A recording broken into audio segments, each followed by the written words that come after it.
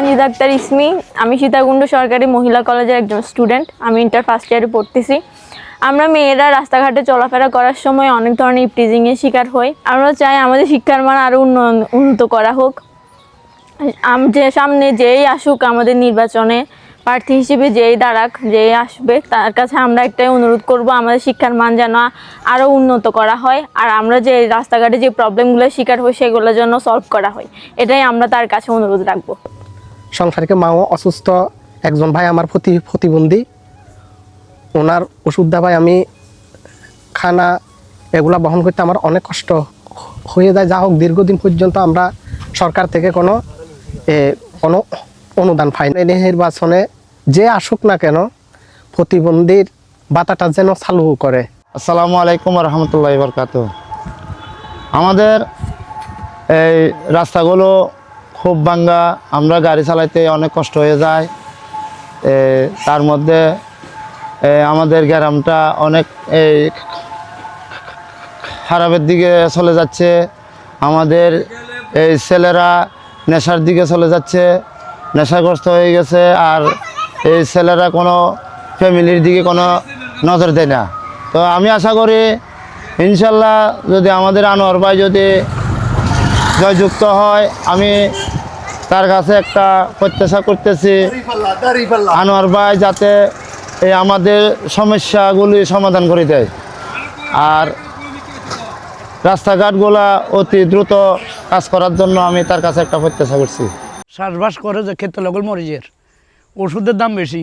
একটা ওষুধের দাম যে ওষুধ মনে করো 100 টাকা বেচা যায়, এখন 200 টাকা 250 টাকা লইলে আর ক্ষেত্রে মনে করো খরচ করি সিম গিয়েরও 10,000 টাকা 20,000 টাকা খরচ করি, বেশি সই বেশি যে 15,000 টাকা গাঁর খরচ করে 700 টাকা বদললে রেট। আর কী করি চলি ক্ষেত্রে লগল আর গ্যাস ফ্যাক্টরি গল সব বন্ধ হয়ে যান। আর কর্মজীবী মানুষ কী করি আমরা চলি, কোনো সরকার যদি এই দাবিটা লইয়ে। ধরেন আমাদের এখানে গ্রামতে একটা ঘটনা ঘটছিল, একটা সেতু ভেঙে ফেলছিল রাত্রে অন্ধকারে। তখন যখন আমরা অসহায় ছিলাম, আমরা হিন্দুবাসী তখন অসহায় ছিলাম, তখন আমাদের পাশে যারা ছিল আনোয়ার সিদ্দিক সাহেব আমাদের সান্ত্বনা দিয়েছে, এই ধরনের জঘন্য কাম যদি করো নাকি নাম বলবে, আমরা বিচার করব।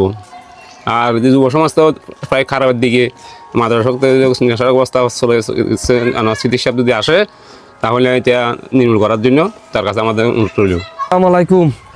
এই যে আমরা কষ্ট করেছি, খেত খামার করি, আমরা ন্যায্য মূল্য বেচতে গেলে পাই না। এই সিন্ডিকেটের মাধ্যমে যাগুই এত পরিশ্রমের ফলও আর এত বিচাইয়ে সরকারের তরফের থেকে আমাদেরকে ঠিকভাবে আমরা কিছু পাই না। কি জানি কি করে ওরা আল্লাহ জানে। নতুন কিন্তু ফার্ম আছে সরকারের থেকে, সব কিছু আসে, প্রতিদিনই আসে। মূলত বাবা আমরা কিছু পাই না, একদম পাই না বলতে কিছু পাই না। তার সুদীর কালে পানি থাকে না, পুকুর নেই এখানে। এই ক্ষেতগুলো বৃষ্টির কারণে মানে পানি যাতে পারে না, এই কারণে এইগুলো আমরা সব ক্ষেতগুলো সব নষ্ট হয়ে যায় ধান ফানেগুলো। এগুলো চেষ্টা করি, এগুলো যদি আমরা সহযোগিতা করে আনোয়ার সিদ্দিক ভাই এই ধরে আমাদের এগুলো হেল্প করে আমরা বেশি খুশি হবো। যে রাস্তা হইলো জনগণের, এটা যে প্রতিনিধি যে আয়ুক এগুলি কাজ না করলে তাহলে জনগণ চলবে কীভাবে? তবে আর জনগণের অনুরোধ থাকবো কি রাস্তাঘাট যেন সংস্কার হয়। আসসালামু আলাইকুম। বর্তমানে আমরা চাই আমাদের পরিবারের পাশে দাঁড়াতে, যাতে আমরা ঘরে বসে কোনো কিছু করতে পারি। আমাদের একটা প্রশিক্ষণ দেওয়া হোক, মানে কোনো কাজ, কোনো কিছু সেলাই কাজ বা অন্য অনেক বিভিন্ন ধরনের আমাদের মহিলার কাজ আছে, যাতে আমাদেরকে এগুলো দেওয়া হয়, যাতে আমরা পরিবারের পাশে দাঁড়াতে পারি। সরকারের ব্যাপার জিনিস সারিমিত্র নাই যে আমরা সরকারি ব্যাপার আমরা কিছু হয় না, গরিব থেকে আমরা কিছু হয় না দিয়ে মানে হাইয়ে এজন আর গজন গরবি জন চা করে। বিসমিল্লাহির রহমানির রহিম। আমার অত্র এলাকার বিশেষ করে বারকুণ্ড এলাকার সম্মানিত মা বোন ভাইয়েরা এবং অত্র এলাকার সর্বজন মুরব্বীগণ, আসসালামু আলাইকুম রহমতুল্লাহ। আপনারা জানেন আজকে আমি এসেছি এই এলাকাটাকে সফর করার জন্য। এই এলাকায় এসে প্রতি রাস্তাঘাট, দোকানপাট, নদী নালা, আশেপাশে প্রতিটি অলিতে গলিতে যাওয়ার আমি সুযোগ হয়েছে। গিয়ে আমি দেখতে পেলাম, আমি বোনদের সাথে কথা বলেছি, আমার বোনেরা বলেছে তাদেরকে স্কুলে যাওয়ার সময় ইপটিজিং করা হয়। আমি খুব ব্যথিত হয়েছি কথাটা শুনে। কারণ আমরা যদি একটি ইনসাফপূর্ণ ন্যায়নীতি সরকার যদি প্রতিষ্ঠিত থাকতো, কোনো অবস্থায় আমাদের বোনদের এই আজকে দুঃখের খবরটি আমি শুনতে পেতাম না। আল্লাহ যদি চাহে আমাদের উপর দায় দায়িত্ব আসে, তাহলে অবশ্যই আমাদের মা বোনদের নিরাপত্তাটা আমরা সর্বাগ্যে প্রায়োরিটি দেব।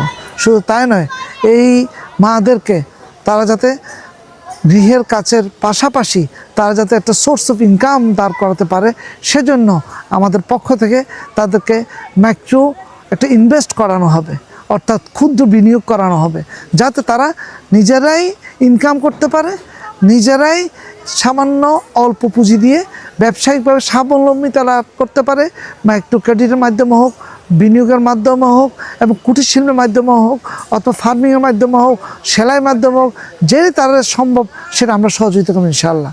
প্রিয় এলাকাবাসী, আপনারা জানেন এই এলাকার মধ্যে একটা প্রধান সমস্যার মধ্যে একটি হচ্ছে ফসল আদি হয় না।